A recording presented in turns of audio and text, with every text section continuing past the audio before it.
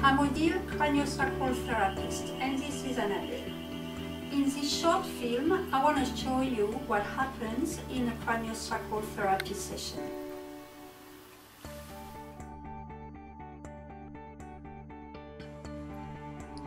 The client will be lying down on the table on their back, and the first thing I will do is to put my hands gently on the feet. Craniosacral therapy removes traumas and restrictions from the body, so what I have to do first is to find out where these restrictions are in the body. Craniosacral is no guesswork, and the therapist needs to be able to feel where the body is restricted. To do so, I'll have my hands on the feet and tune into the body. I will feel the natural flow of energy in the body, and where there is no flow or very little flow, I will find the areas of restriction. So tuning into Annabelle's body, I can feel that there are restrictions in her hip, her upper back, her solar plexus, her chest area, and her neck. One of the restrictions will be often standing out more than the others. Now that I know what needs to be released, I will work first on the outstanding restriction, in this case the solar plexus. So I place my hands, one under the back and one on the stomach, and I stay there.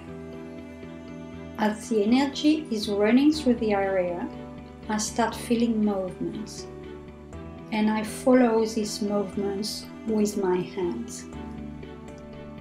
Craniosacral is not very visual, as all is happening on the inside, and I am going to exaggerate the movements of my hands so you can get an idea of what is happening inside the body. It is the same for everyone. As you can see, my hands are forming some kind of figurehead. The movement can be fast or slow depending on the depth of the trauma. The reason I am following these movements is so my hands don't interfere in any way with the healing process, but just enhance it. This is extremely important. The hands need to be at the right place to send energy where it is needed, but must not impede the body's movements at all, or the full efficiency of the treatment won't be achieved. So the therapist must be aware of the movements and just follow them. As you can see, it is a very gentle work without any forcing or probing.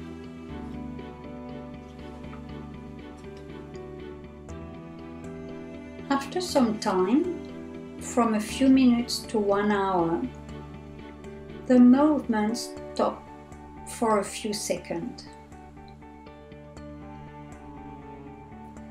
And then the body releases. The energy is flowing again freely in the area, and instead of a figurehead movement, I am feeling a flowing movement up and down the body. I follow this for a few seconds, and I know it is time to move on to the next restriction, where the same process will be repeated. For Annabelle, I will move to her upper back, placing one hand on her middle back and the other one a bit higher on her spine. Why is it so important and beneficial for the body to have a free flow everywhere?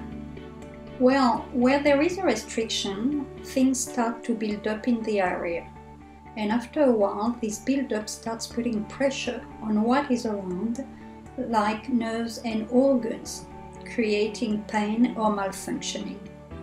So by freeing the body from restrictions, nerves and organs will work well, pain will go away, and your health will improve greatly.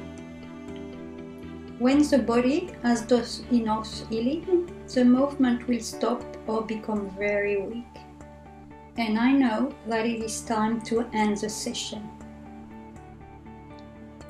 I will then place my hands on the shoulders to help the body settle down.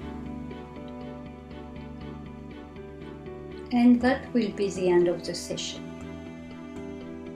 I hope this has helped you better understand craniosacral therapy.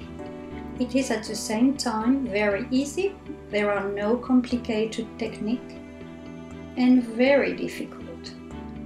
The therapist must be able to feel the areas of restrictions and must be able to help the releasing without interfering, and this takes lots and lots of practice.